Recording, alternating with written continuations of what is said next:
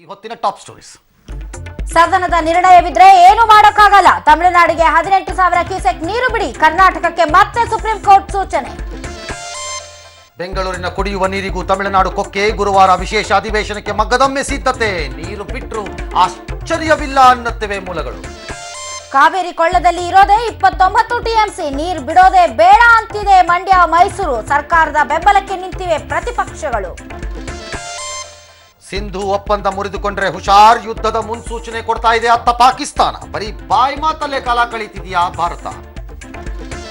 ನಾಳೆ ಪಬ್ಲಿಕ್ ಮ್ಯೂಸಿಕ್ಗೆ 2 ವರ್ಷ. ಮ್ಯೂಸಿಕ್ ಮ್ಯಾರಥಾನ್ಗೆ ಸಿಕ್ಕಾಪಟ್ಟೆ ರೆಸ್ಪಾನ್ಸ್. ಸತತ 13 ಗಂಟೆಗಳಿಂದ ಪಾಂಚಾಲಿ ಆಂಕರಿಂಗ್.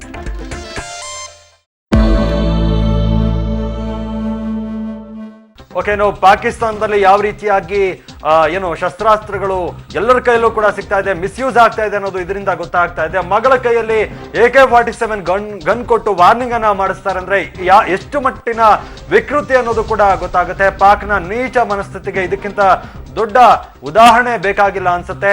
ಪಾಕ್ ಪ್ರಜೆಯೊಬ್ಬ ಈ ರೀತಿಯಾಗಿ ಮಗುವಿನ ಕೈಯಲ್ಲಿ ಗನ್ನನ್ನ ಕೊಟ್ಟು ಈ ರೀತಿಯಾಗಿ ಮಾಡಿರುವಂಥದ್ದು ಯಾವ ರೀತಿಯಾದಂತಹ ಸಂಸ್ಕೃತಿ ಇದು ಅನ್ನುವಂಥದ್ದು ಗೊತ್ತಾಗ್ತಾ ಇಲ್ಲ. ಇದು ಪಾಕಿಸ್ತಾನದ ಸಂಸ್ಕೃತಿ ಅನ್ಸುತ್ತೆ.